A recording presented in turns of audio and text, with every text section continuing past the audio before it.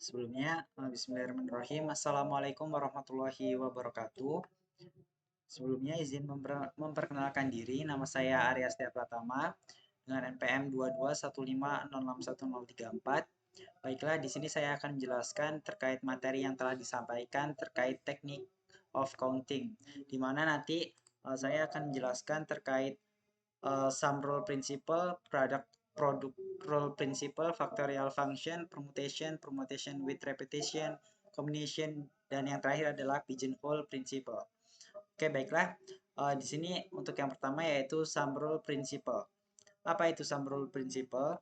Secara umum, prinsip ini menyatakan bahwasanya jika ada dua tindakan atau peristiwa yang dapat dilakukan secara independen, maka cara yang mungkin untuk keduanya adalah jumlah cara yang mungkin untuk setiap tindakan atau peristiwa tersebut. Jadi dari sum rule principle ini, kata kuncinya yaitu pada kata atau. Misalkan ada dua tindakan atau peristiwa A dan B yang dapat dilakukan secara independen, artinya tidak terjadi secara bersamaan. Jika jumlah cara yang mungkin untuk melakukan tindakan peristiwa A adalah NA dan jumlah cara yang mungkin untuk melakukan tindakan atau peristiwa B adalah NB, maka jumlah cara yang mungkin untuk melakukan tindakan atau peristiwa A atau B adalah yaitu NA atau B sama dengan NA atau jumlah kejadian atau cara yang mungkin untuk kejadian A ditambah dengan jumlah cara yang mungkin kejadian B.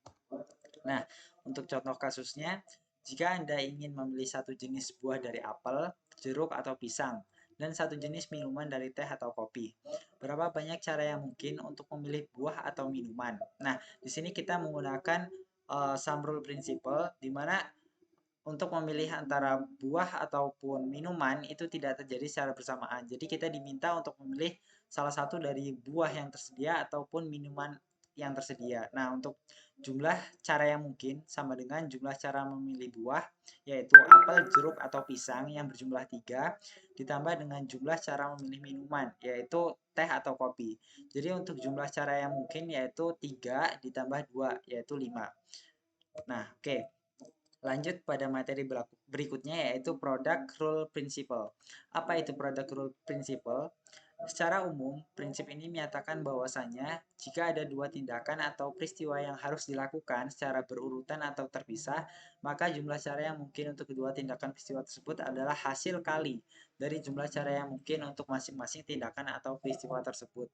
Nah, jadi untuk Product Rule Principle ini berbeda seperti Sum Rule Principle, di mana untuk kata kuncinya yang perlu kita garis bawahi yaitu kata dan untuk Product Rule Principle. Nah, misalkan ada dua tindakan atau peristiwa A dan B yang harus dilakukan secara berurutan atau terpisah. Jika jumlah cara yang mungkin untuk melakukan tindakan atau peristiwa A adalah NA dan jumlah cara yang mungkin untuk melakukan tindakan atau peristiwa B adalah NB, maka jumlah cara yang mungkin untuk melakukan tindakan atau peristiwa A dan B adalah dirumuskan atau dinotasikan sebagai berikut. N, A, dan B sama dengan NA atau jumlah cara yang mungkin untuk A dikali jumlah cara yang mungkin untuk B yaitu NB. Nah, untuk contoh kasusnya sendiri, misalkan kita memiliki 3 jenis baju dan 2 jenis celana yang bisa dipakai. Dan Anda ingin mengetahui berapa banyak pilihan gaya berbeda yang bisa Anda buat dengan kombinasi baju dan celana tersebut jika Anda ingin memakai semuanya dalam sehari. Nah, jadi kita di sini diminta untuk menentukan berapa banyak pilihan gaya yang dapat kita kenakan dengan cara yaitu kita harus memakai kedua jenis pakaian ini, yaitu kita harus memakai baju dan juga celana secara bersama-sama. Nah, untuk cara menghitungnya yaitu jumlah cara yang mungkin sama dengan jumlah cara yang mungkin untuk memilih baju dikali jumlah cara yang mungkin untuk memilih celana, yaitu 3 dikali 2 adalah 6. Jadi ada 6 gaya berbeda yang bisa kita buat dengan kombinasi baju dan celana tersebut jika kita ingin memakai semuanya dalam sehari. Nah, lanjut terhadap materi function factorial function atau fungsi faktorial. Nah, fungsi faktorial ini sendiri sering digunakan dalam perhitungan matematika diskrit. Contohnya pada perhitungan permutasi ataupun kombinasi yang nanti kita akan bahas secara bersama-sama. Nah, apa itu faktorial fungsi? Fungsi faktorial. Fungsi faktorial adalah fungsi matematika yang didefinisikan pada bilangan bulat non-negatif dan dinyatakan dengan tanda seru.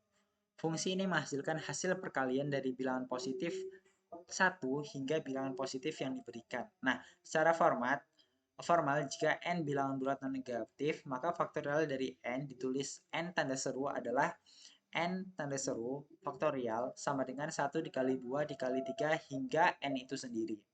Nah, untuk contoh kasusnya, kita implementasikan dalam kehidupan sehari-hari. Misal kita memiliki 5 buah buku dan ingin mengatur semua buku tersebut di atas rak, yang dimana rak itu tersusun secara horizontal.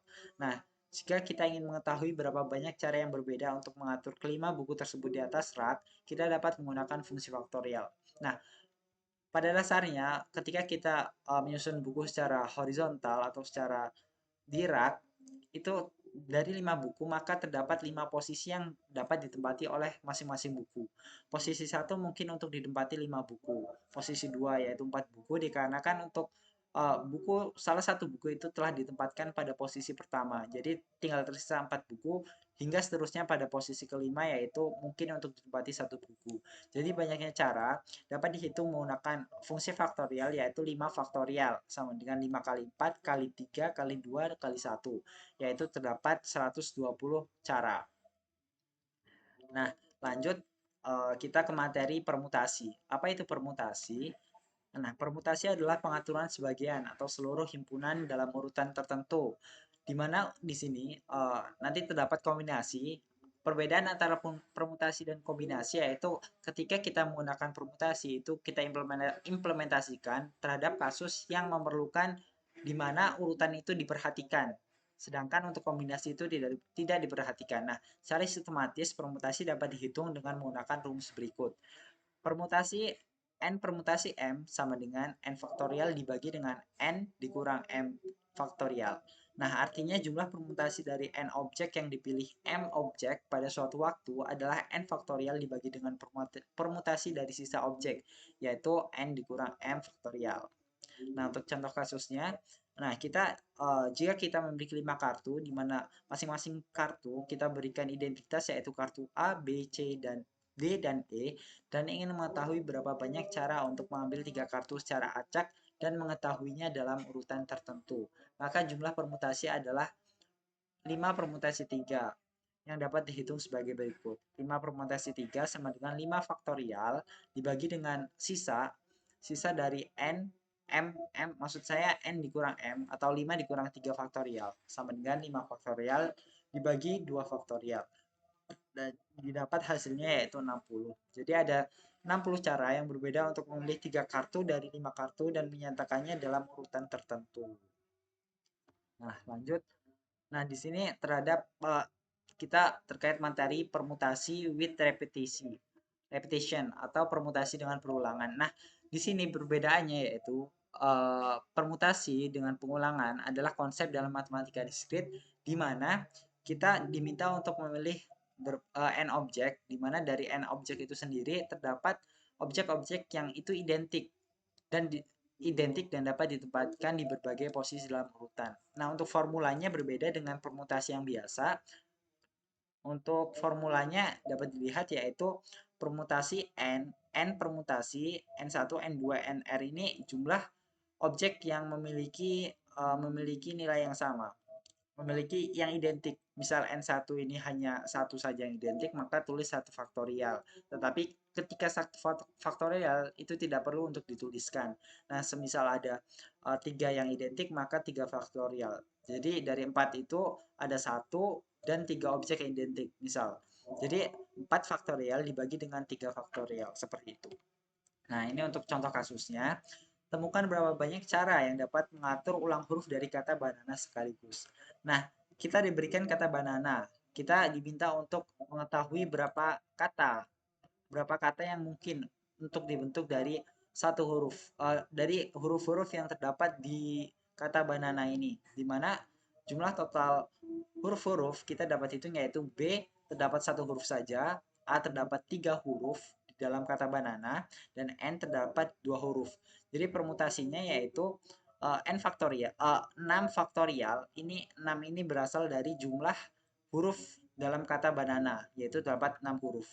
Dibagi dengan 3 faktorial, 2 faktorial, di mana 3 ini merupakan total objek A, di mana objek A ini memiliki 3 objek yang identik. Jadi kita hitung 3 faktorial. Nah, kemudian untuk yang 2 faktorial ini terhadap objek N. Jadi dapat dihitung menghasilkan 60 cara yang dapat kita bentuk, kata yang dapat kita bentuk yang berbeda dari kata banana. Oke. Lanjut untuk materi selanjutnya yaitu kombinasi. Apa itu kombinasi? Kombinasi seperti yang telah saya sebutkan sebelumnya, kombinasi adalah proses pemilihan elemen dari himpunan di mana urutan pemilihan elemen tidak diperhatikan. Jadi semisal saya ingin mengambil seperti tadi kan kita diminta pada permutasi ini kita diminta untuk mengambil nah ini mengambil 5 kartu A, B, C, D, E di mana ketika saya mengambil 2 kartu, misal saya mengambil AB, maka pada AB. Nah, jika dipermutasi, ketika saya mengambil kartu AB, itu akan berbeda ketika saya mengambil kartu BA. Nah, berbeda dengan kombinasi, keduanya apabila saya mengambil kartu AB atau BA itu dianggap satu kejadian atau tidak memperhatikan urutannya. Nah, untuk rumus menghitung kombinasi yaitu seperti ini. Ini dibaca N kombinasi K sama dengan N faktorial dibagi dengan K faktorial dikali dengan N dikurang K faktorial. Nah, artinya jumlah kombinasi dari N objek yang dipilih K pada suatu waktu adalah N faktorial dibagi dengan K faktorial dikali dengan dalam kurung N dikurang K faktorial. Nah, contoh kasusnya, jika kita memiliki 5 buah bola, jadi N sama dengan 5 ya, dan ingin memilih 3 bola. Jadi kita ingin memilih 3 bola dari 5 itu. Jadi K sama dengan 3. Tanpa memperhatikan urutan. Nah, jadi di sini terdapat kata kunci yaitu tanpa memperhatikan urutan. Jadi kita dapat menyelesaikan kasus ini menggunakan formula kombinasi, yaitu kita implementasikan ke formulanya. Jadi 5 kombinasi 3, di mana 5 ini jumlah bola, dan 3 ini kita akan mengambil berapa. Jadi 5 kombinasi 3 sama dengan 5 faktorial dibagi dengan 3 faktorial dikali dalam kurung 5 dikurang 3 faktorial. Nah, dihitung sama dengan 10. Jadi terdapat 10 cara yang berbeda untuk memilih 3 bola dari 5 bola yang tersedia. Nah, oke lanjut. Lanjut materi yang terakhir yaitu the pigeonhole principle. Nah, the pigeonhole principle ini merupakan prinsip lubang merpati, adalah konsep dasar dalam matematika diskrit yang menyatakan bahwa jika n benda ditempatkan di lebih sedikit dari n wadah, jadi bendanya itu lebih banyak dari wadahnya, maka setidaknya satu wadah harus berisi lebih dari satu benda. Dalam kata lain, jika terdapat lebih banyak benda daripada wadah itu yang tersedia, maka pasti ada setidaknya satu wadah yang berisi lebih dari satu benda. Jadi pigeonhole principle-nya ini bukan termotivasi apa ya? Ya, dapat inspirasi dari kejadian sarang merpati di mana ketika ada semisal ada 10 merpati sedangkan kandangnya itu hanya 9. Jadi dapat dipastikan salah satu dari 9 kandang tersebut menampung 2 ekor merpati. Nah, ini untuk kasus lainnya yaitu nih, semisal jika ada 8 siswa dalam kelas dan hanya terdapat 7 meja, maka setidaknya satu meja harus ditempati oleh lebih dari satu siswa. Nah, untuk kasus yang lain, jika ada 101 bola dan hanya terdapat 100 kotak, maka setidaknya satu kotak harus berisi lebih dari satu bola. Oke, nah ini untuk contoh kasus dalam kehidupan sehari-hari. Jumlah siswa minimal dalam satu kelas agar terdapat 2 siswa dengan bulan lahir yang sama adalah, nah kita kan ketahui bahwasanya bulan yang sekarang diketahui atau yang memang ada itu hanyalah 12 bulan. Nah, misal kita pilih 12 siswa dengan kita asumsikan bahwasanya 12 siswa yang kita pilih itu memiliki bulan lahir yang berbeda semua. Jadi, untuk menghasilkan agar didapat 2 siswa dengan bulan lahir yang sama adalah dengan 12 ditambah 1, di mana pastinya satu siswa yang hadir ini, di mana di antara 12 siswa yang memiliki bulan lahir yang berbeda, pasti satu siswa ini memiliki bulan lahir yang sama di antara salah satu 12 siswa ini. Jadi untuk siswa minimal dalam satu kelas agar dapat 2 siswa dengan bulan lahir yang sama yaitu 13 siswa, sehingga dapat dipastikan setidaknya ada 2 siswa dengan bulan lahir yang sama. Oke, mungkin cukup sekian yang dapat saya sampaikan terkait materi ini. Terima kasih telah menyaksikan. Saya akhiri, wassalamualaikum warahmatullahi wabarakatuh.